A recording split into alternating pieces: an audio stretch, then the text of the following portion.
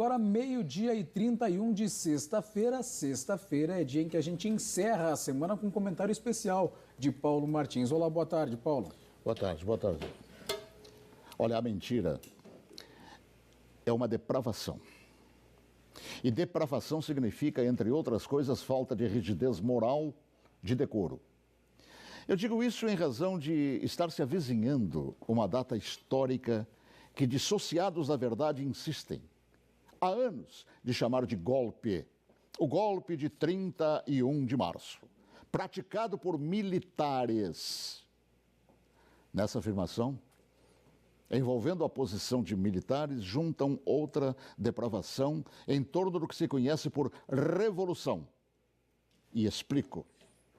Primeiro, que nem o dia certo do movimento que inspirou a tomada de posição contra a tentativa de implantarem o comunismo do Brasil, os acusadores sabem.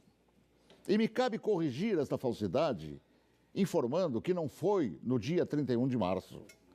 A tentativa de agitar a intenção, depois de dias de bagunças no país, se deu em 1º de abril. No dia 31 de março, num planejamento de agitação, João Goulart e Leonel Brizola deixaram Brasília e se dirigiram para Porto Alegre, iniciando a tentativa de golpe de esquerda.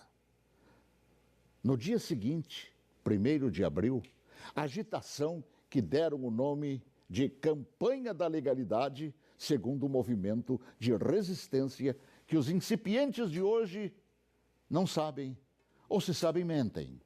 E teve como líderes não os militares. Não os militares, que ao longo dos anos são atingidos por espetadas de baixaria. A liderança daquele movimento revolucionário pertenceu a civis que inspiraram o povo brasileiro a sair às ruas aos milhares em todas as capitais, em passeatas que ficaram conhecidas como Marcha da Família com Deus pela Liberdade. E os civis que promoveram e lideraram a revolução foram os governadores, civis, repito, do Paraná, Ney Braga, de Minas Gerais, Magalhães Pinto, da então Guanabara, Carlos Lacerda, do Rio Grande do Sul, Hildo Meneghetti, de São Paulo, Adhemar de Barros, de Santa Catarina, Celso Ramos, além dos jornalistas Roberto Marinho, do Globo, e Assis Chateaubriand, dos diários e emissoras associados, esta última empresa para a qual eu trabalhava. Os militares, diante da pressão desses líderes governamentais e pressão do povo nas ruas, é que, depois de Goulart e Brizola abandonarem tudo e fugirem para o Uruguai, é que, após um breve período de governo de Ranieri Mazzilli, o vice que foi empossado pelo Congresso, é que assumiram o comando da nação por ter o mesmo Congresso decretado vago o cargo de presidente. Ninguém tirou João Goulart de lá. Ele é que fugiu. Eu ouvi fugir. Assim, é um depravado. Todo aquele que mente sobre o que chama de golpe.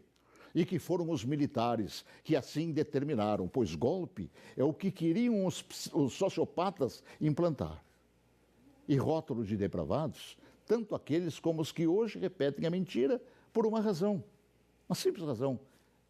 Era eu, o locutor, que foi obrigado a entrar na marra no estúdio da Rádio Farroupilha naquele 1º de abril, conduzido por Goulart e por Brizola. Eu fui sequestrado e testemunha ocular da história, talvez, quem sabe, a última no Brasil, e ali ficado na cadeia de rádio chamada Cadeia da Legalidade. Eu fui nomeado oficialmente por Goulart e Brizola, lendo ofícios redigidos e patrulhados por um bando de agitadores. Eu acompanhei toda a história, também depois, através do tempo, e todos os seus capítulos não cabem aqui.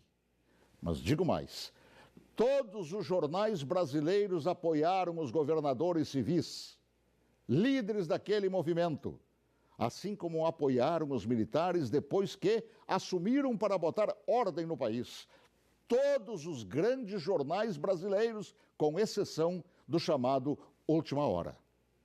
E os militares, após assumirem e resgatarem a ordem atropelada pelo comunismo, transformaram o Brasil, naquela época da 49ª economia do mundo, na 8ª economia do mundo. Assim, pela verdade dos fatos, que se honre neste fim de semana os 55 anos do movimento que evitou nos transformarem numa Venezuela de hoje, na qual o povo não conta nem com papel higiênico.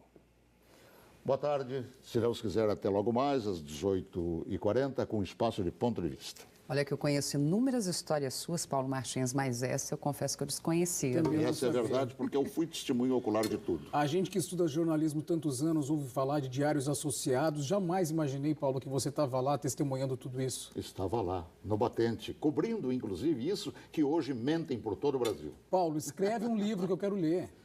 Tá bom? Já comecei. Então tá bom. Bom, a gente vai ficando por aqui.